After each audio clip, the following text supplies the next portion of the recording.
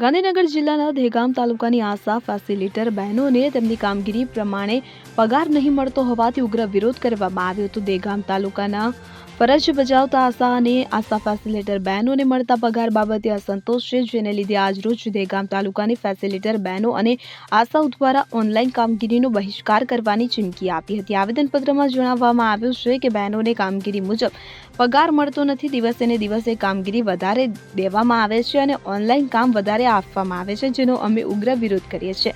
મોંઘવારીમાં કામ પ્રમાણે વેતન મળતું નથી અને ઇન્સેન્ટિવ પ્રથા બંધ કરી ફિક્સ પગાર આપવા માંગણી કરી છે। તેથી આટલી મોંઘવારીમાં ઘર ચલાવવું પણ ભારે પડી જાય છે। આશાઓને 2000 પગાર, ફેસિલિટર આશા બહેનોને 2400 રૂપિયા પગાર આપવામાં આવે છે। મહેનત વધારે કરવાની, તેથી આજે અમે આ બાબતે ઉગ્ર વિરોધ નોંધાવીને ઓનલાઈન કામગીરીનો બહિષ્કાર કરીએ છીએ તેવું જણાવ્યું હતું અને આ બાબતે દહેગામના બહેનોએ તાલુકા આરોગ્ય અધિકારીને એક આવેદનપત્ર આપીને બહેનો દ્વારા ફિક્સ પગાર કરવાની માંગણી કરી હતી। આ ઉપરાંત ઓનલાઈન કામગીરી તમામ કામગીરી કરતા હોવા છતાં તે મુજબ વેતન મળતું નથી અને 30 દિવસ કામ કરવા છતાં પણ 20 દિવસનો પગાર મળે છે। આવી અનેક રજૂઆતો કરવામાં આવી હતી। પ્રશ્નનો ઉકેલ નહીં આવે તો ઓનલાઈન કામગીરીનો બહિષ્કાર કરીશું હોવાનું જણાવાયું હતું। મારું નામ પટેલ ધ્વનિ તેજસ કુમાર છે, પીએચસી રખિયાલ, બ્લોક દહેગામ। અમે દહેગામ તાલુકાની હું આશા ફેસિલિટર છું। અમારી માંગણી એ જ છે કે બંધારણના નિયમ પ્રમાણે સમાન કામ સમાન વેતન મળે। 2000-3000માં અમારું કઈ મહિને પૂરું થતું નથી। 10,000 બી મળતા નથી, એ બી ટુકડે મળે છે અમને। અને 2000 અને 2500 પ્રોત્સાહક રકમ આશા અને આશા ફેસિલિટરનો અને 2000 ટોપઅપ મળે આશા ફેસિલિટરને અને 50% આશાના ઇન્સેન્ટિવ મુજબ મળે, એ પણ 6 મહિના સુધી મળતું નથી।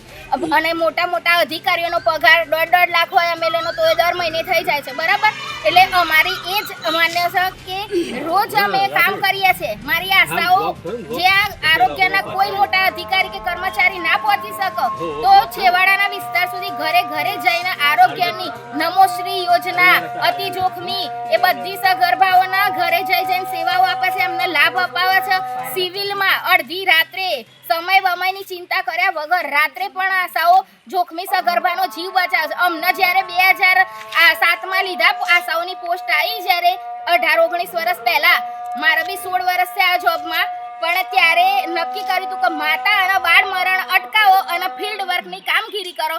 પણ અત્યારે કોરોના આવ્યો, એના પછી અમે કોરોનામાં લોકોના જીવના જોખમે કામ કર્યું છે, તો બી કોરોનામાં વળતર અમને પૂરેપૂરું મળ્યું નથી।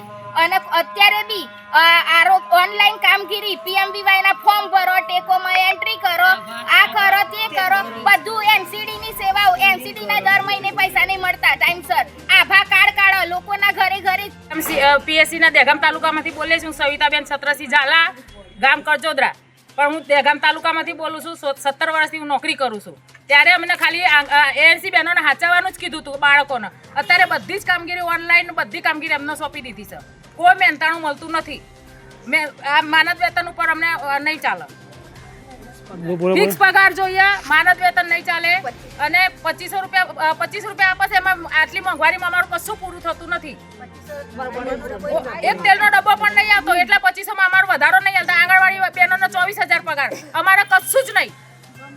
ગામમાં રખડે રાતે કહો તો અડધી રાતે અમે અહીંથી ગાંધીનગર અમદાવાદ સિવિલ અમે બાળકોના માટે જઈએ છીએ। અમે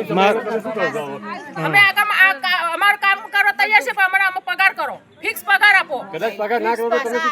અમે આંદોલન કરીશું।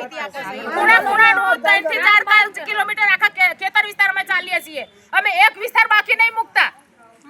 અમે એક વિસ્તાર ખૂણેથી લાવીએ છીએ। ખેતરમાં રહેતા તો ગાડી લઈ લઈને ઘેર જઈએ। કોઈ ભાઈઓને ખબર નહીં હોતી, 133 રૂપિયામાં તો એમ જ કરવાનું આખો મહિનો। આ કામ નહીં ચાલે। PMVYનું કામ પણ અમે નહીં કરીએ, ઓનલાઈન કામગીરી કશું જ નહીં કરીએ। ઓનલાઈન કામ કશું। અગરસિંહ ચૌહાણ સાથે સીન 24 ન્યૂઝ, હરસોલી, દહેગામ।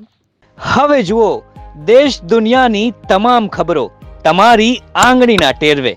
ઉઠાવો મોબાઈલ અને ગૂગલ પ્લે સ્ટોર પરથી ડાઉનલોડ કરો અમારી CN24 ન્યૂઝ મોબાઈલ એપ।